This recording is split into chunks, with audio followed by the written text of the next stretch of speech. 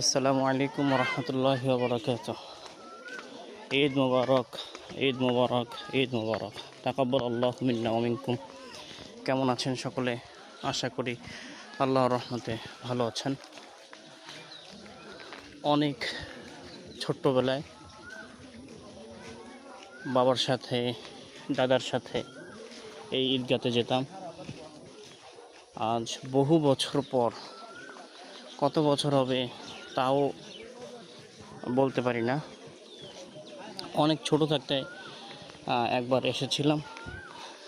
আর নারীর টানে পুরুষ বাড়ি আসে, আমিও সেই নারীর টানে বাড়ি আসা। আজকে সেই ঈদগাতে দলবদ্ধ হয়ে ঈদগাতে যাচ্ছি ঈদের জামাত আদায় করতে। ঈদের নামাজ পড়ার একটি শর্ত হচ্ছে ঈদগায় গিয়ে নামাজ আদায় করা। তো আজকে তা পুরা হচ্ছে। ঢাকা শহরে তো আসলে ওইভাবে আমরা ঈদের জামাত আদায় করতে পারি না, জায়গার সংকটের কারণে। খুব ভালো লাগতেছে সকালে উঠে ফ্রেশ হয়ে আমরা সকলেই দলবদ্ধ হয়ে ঈদগাতে যাচ্ছি ঈদের জামাত আদায় করতে। এই যে দেখুন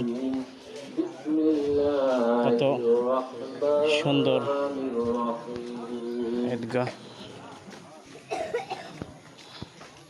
والذي خلق الموت والحياة ليبلوكم أيكم أحسن عملا وقال النبي صلى الله عليه وسلم أسبروا ذكر هذه الموت أو كما قال عليه الله أكبر، الله أكبر، لا إله إلا الله، والله أكبر، الله أكبر، لله الحمد. شان حبيبه إن الله وملائكته يصلون على النبي. আলহামদুলিল্লাহ, আল্লাহর কাছে লাখ লাখ শুকরিয়া।